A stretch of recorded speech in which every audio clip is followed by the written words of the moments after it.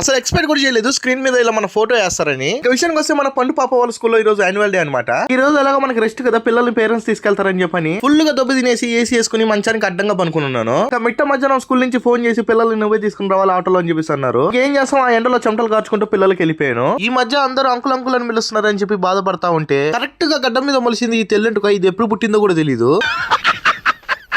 ఇంకా పిల్లల్ని తీసుకుని స్కూల్ కాడికి వచ్చేటప్పటికి స్టేజ్ గీజ్ అంతా రెడీ చేశారు. ఇంకా నన్ను ఆడ చూడగానే వాటర్ క్యాన్ తీసుకురామన్నారు ఆటోలో. అసలే మనకు పనులు చేయాలంటే బద్దకం, ఎవరు దొరుకుతారా అని చూస్తా ఉంటే వీళ్ళు దొరికారు. రాండ్రా ఆటో ఎక్కడ అనగానే వచ్చి ఎక్కేసారు. ఇంకా నేను ఎక్కడికి తీసుకెళ్తున్నానో విషయం తెలియగానే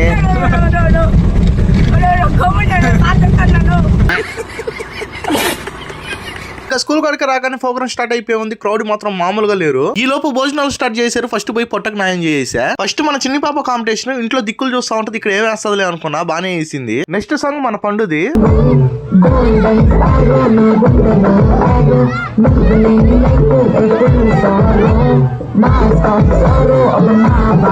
అదనమాట ఈ వీడియోకి. షార్ట్ నచ్చితే లైక్ చేసి సబ్స్క్రైబ్ చేసుకోండి. మన ఛానల్లో ఒక చేంజ్ చేస్తున్నాను, అదేందో కామెంట్ చేయండి. చూద్దాం కరెక్ట్ గా ఎవరు గెస్ట్ చేస్తారో.